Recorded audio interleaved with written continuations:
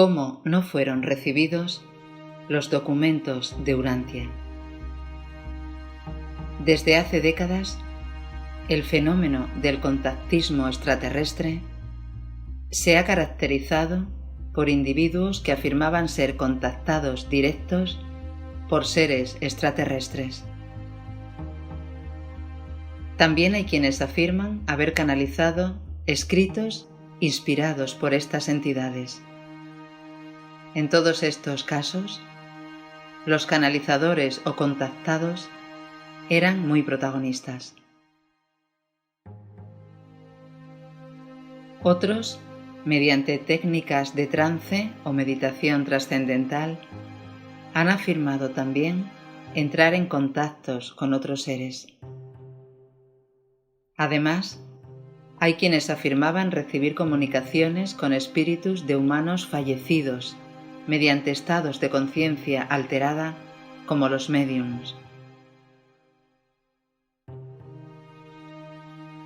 Otros, mediante el trance o la hipnosis, aseguran canalizar o conectar con entidades no humanas. Todas las otras formas anteriores de supuestas técnicas de comunicaciones con otros planos han dado origen a una multitud de libros y escritos que afirman dar información de índole superior. No es el papel de nosotros juzgar ni evaluar hasta qué grado las afirmaciones de dicha literatura se ajusta a la verdad o no, ni cuestionar dichas publicaciones. Sin embargo, en este esquema observamos cómo todos los fenómenos anteriores están sujetos a la distorsión inevitable de las creencias preestablecidas del individuo, de su subconsciente y de la narrativa y desarrollo posterior de la misma persona, que a veces crea un movimiento en torno a sus mensajes y personalidad. A diferencia de todo lo anterior, los documentos de Urantia, a mediados de los años 30 del siglo XX, no fueron entregados mediante estas técnicas.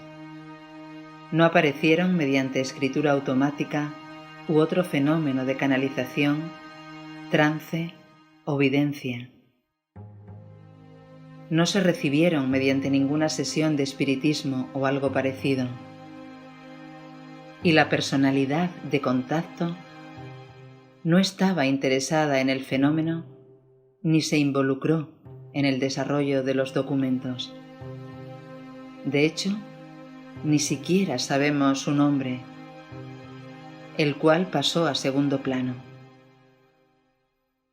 Todo lo anterior fue atestiguado por personas de una talla profesional y académica honorable, como el psiquiatra William Sadler y un grupo de personas con formación escéptica y científica que estuvo presente supervisando los estrictos protocolos para la recepción de los documentos. Estas personas no estaban interesadas en formar un culto ni nada semejante. A pesar de que han existido intentos por explicar cómo aparecieron los documentos de Urantia, el Dr. Sadler declaró: durante estos primeros años, todas nuestras observaciones e investigaciones fracasaron totalmente en revelar la técnica de reducir mensajes a escritura. Poco tiempo después, en respuesta a estas preguntas del foro y de la comisión de contacto, el primer documento de Urantia apareció. Cuando los documentos aparecían, las preguntas de la primera a la última desaparecían. Hay muchas cosas en relación con la aparición de los documentos de Urantia que ningún ser humano comprende plenamente. nadie de nosotros realmente sabe cómo este fenómeno fue ejecutado. Hay numerosos eslabones perdidos en nuestro entendimiento de cómo llegó a aparecer esta revelación en inglés escrito. Aunque para los estudiosos del libro de Urantia, la publicación debe ser juzgada por su contenido y no por la forma en cómo apareció, se hace necesario para muchas personas que saben por primera vez de los documentos repasar estas notables diferencias con otras publicaciones o movimientos. Notemos como ejemplo el caso de la revelación de Jesús de Nazaret. Él trajo un mensaje trascendental para la humanidad y sus enseñanzas con el tiempo pronto fueron transformadas y formalizadas. Con el tiempo, tras la aparición del cristianismo, surgieron múltiples movimientos sincréticos con otras corrientes filosóficas y paganas de la época, como el gnosticismo y cultos de misterio, además del judaísmo.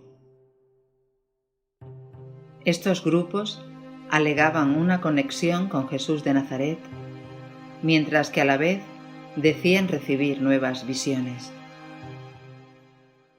Con los siglos, una iglesia estatal tomó el nombre de Jesús y posteriormente florecieron cientos de iglesias y cultos que atestiguan seguir las enseñanzas de Jesús en una ultradivisión religiosa que sepultó las enseñanzas primordiales de Jesús y desvió su mensaje en un culto hacia su persona. Los estudiosos del libro de Urantia hacen bien en evitar el dogmatismo y son libres de explorar cualquier fuente que deseen.